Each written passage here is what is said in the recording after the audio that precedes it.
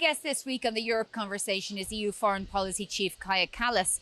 I talked to her about the unprecedented step by the European Commission to propose sanctioning trade with Israel over its war in Gaza. She tells me how she's calling on Germany and Italy and other EU member states to support the measure. EU Foreign Policy Chief Kaalas, thank you very much for joining us on the Europe Conversation. Thank you for having me. Now, we have this unprecedented announcement by the European Commission to suspend trade provisions within the EU-Israel Association Agreement. I mean, can you tell us a little bit more of the details on this? Because, of course, it is unprecedented, but the other question is, will it pass amongst the member states? Well, that is always the question. Remember, in July, I gave the options to European Council, also the foreign ministers, what are the tools to really pressure Israeli government to change course. Because if everybody agrees on the diagnosis, then the question to us is, what do we do about this?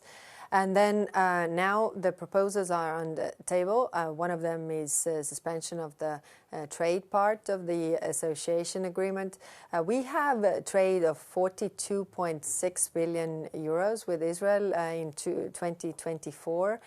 So it is a significant amount. And when it comes to the preferential treatment, then 37% of that trade really has the preferential treatment. So definitely this step will have a high cost for Israel. Now the question you posed is very correct. Will it pass in the Council? So just to confirm, 37% of 42 billion is what's on the table? It's the preferential treatment under this association agreement. So goods coming from Israel will have duties applied to them? Yes. Okay. Well, one of the main countries blocking all of this, because it's a qualified majority rather than a unanimous vote on this particular proposal, is Germany. And it has been consistently for the last 2 years. What do you say to the German government if it decides to block this again? Well, we had very intensive discussions in the Foreign Affairs Council about this. And my question to all counterparts, because it's not only Germany, was that if you agree on the diagnosis that the situation is extremely grave, the situation is disastrous and untenable, then the question is, what do we do about this? If you don't support these measures, then what measures can you support? Bring alternatives. At the same time, Germany has done a step when it comes to halting arms deliveries to Israel, which is a significant step also from Germany's side. And considering their public opinion, it has been difficult for them as well. Well, announcement today, well, we've seen this Gaza ground offensive. We've also seen in the last week or so the International Association of Genocide Scholars saying that what's happening in Gaza is a genocide. The UN Committee saying the same thing. Of course, Israel will say that this is a response to October 7th Hamas attack, and they're going after Hamas. But what is your impression of the situation in Gaza? Well, the Gaza offensive will just bring more destruction, devastation, and also loss of civilian lives. We don't see that it has a real result. I mean, the result has to be ceasefire agreed by the parties and release of all hostages. And therefore, we are also supporting all the efforts in regarding that. And we know it's for the courts to decide if a genocide is taking place, but what's your own impression, given these organisations that are coming out and saying that a genocide is happening and that the Genocide Convention itself says that everybody has a positive obligation to prevent genocide? Yeah. No, of course, that's why we have been also agreeing with Israel on the humanitarian understanding to really prevent all these atrocities happening, to really help the people on the ground. Do you think it might be a genocide? Well, it doesn't really matter what I think, because, as you said, accountability comes from the courts and the international law.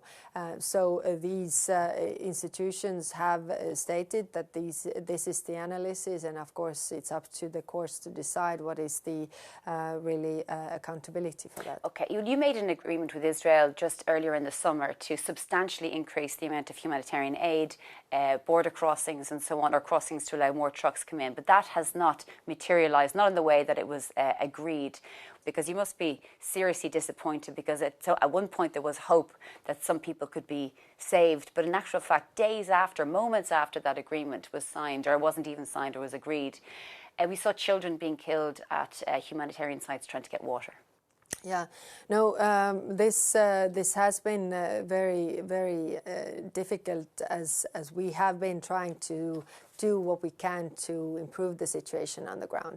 Now, the understanding that we had many elements. I mean, more trucks getting in. Before July, it was 0 trucks getting in with humanitarian aid. After that, we had altogether over 2,090-something trucks getting in. So it's more than 0, but it's not enough. I agree with you.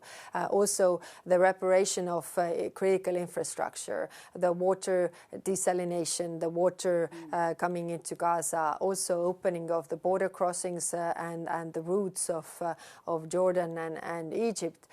So we saw the implementation of that, but still, I mean, it was not enough. And at the same time, the actions of really shooting at the people in the line of getting humanitarian aid, I mean, that does not go in the right direction, and that's why we are trying to put the pressure on the Israeli government to change the course. And there was 0 trucks coming into Gaza. I mean, like literally no food coming in, no baby formula, no nothing. Before July. Yeah. After that, yes, there was more. Israel also attacked in Qatar Hamas leaders amid these hostage negotiations, peace negotiations. Even Israel's greatest ally, the United States, has been very critical of that. I mean, what does that do for the chance of ending the situation? Well, we see that there is no military solution to that conflict. Otherwise, it would have been already achieved. If we look at this, what is going on in Gaza, so we really support all the diplomatic efforts to achieve ceasefire and also the release of hostages. Unfortunately, we are not there. And we've heard from the Spanish Prime Minister Pedro Sanchez that Israel needs to be essentially frozen out from all sporting and cultural events. We've seen some countries, the Netherlands, Ireland and so on, saying that they won't attend the Eurovision if Israel is allowed to do that. What's your own opinion about that freezing out of Israel? A bit like the way South Africa was during the apartheid era. Yeah. Well, it's also what should be with the Russian athletes, and has been also the steps that have been taken. I mean, this is clearly giving the messages of the international isolation, that, you know, the public of different countries, of those countries, is not supportive of what Israeli government is doing. What I want to really stress is that we also see the manifestations in Israel. It's not the Israeli people, but it's the Israeli government that has taken such actions that are creating also the situation in our public opinion to go against this. Do you think that they could be branded, or there's something anti-Semitic about this approach, though, to freeze Israelis out? This is of course the accusation on the other side, and that's why I want to keep the clear distinction that it's not all the steps that we are also doing on the European level. It's not against the Israeli people. It's to change the pressure the Israeli government to change course. Now, from a Ukrainian point of view, we had those 19 drone incursions into Poland. We also had one last night over the presidential palace.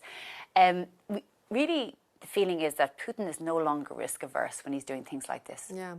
No, Putin is clearly testing the West, how far he can go. And now it's up to us what is our response and how strong that is, how far we let them. What we have to keep in mind is that Putin also wants to sow fear inside our societies so that our governments would refrain from supporting Ukraine. Because, you know, saying that, you know, you don't want this war here, so don't support Ukraine, let the Russians have what they want. But this is a wrong approach, because this is exactly what Russians want, that they will get and the aggression will pay off. They will get what they want in Ukraine, and then we are all in danger. I think we have to keep that in mind. But he's also trying to pinpoint the difference in NATO between the United States approach and the European approach as well. And that's obviously concerning, is it? Absolutely, and that's why our response should be unity, because he wants to divide us. That's very clear. He wants to divide us in the transatlantic relationship, but also divide us, in Europe, because when we are divided, we are weaker. That's very clear. So our response should be that we are not letting him do that. But isn't he right, though? I mean, the United States hasn't applied any sanctions since the Trump administration on Russia.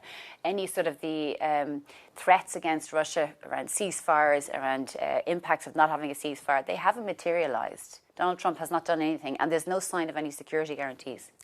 Yes, if we look at the peace efforts that President Trump has done, Putin is just mocking all those efforts. If you think about the meetings in Alaska, what happened afterwards is just Putin increased its attacks. It was the biggest ever aerial attack against Ukraine, now incursion against Poland. It should give us all a very clear understanding what we are up against, and we are, of course, in contact with our transatlantic partners to have the unity and cooperate also regarding sanctions, because if we want this war to stop, then we should put the pressure on the one who actually wants war, which is Russia. And what if this happens again, more incursions, particularly because the expensive nature of trying to shoot these down is massive for Poland and NATO, these small drones which are inexpensive, costing a huge amount to defend European territory?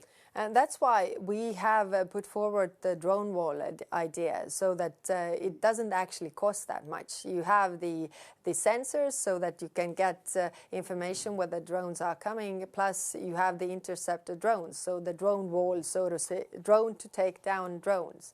And that doesn't cost that much, and we have proposed that. And I yesterday was in NATO talking to Sakur also how we can cooperate regarding this, because our interests are very much aligned. Okay, EU Foreign Policy Chief Kaya, thank you very much for joining us on the Europe Conversation. Thank you.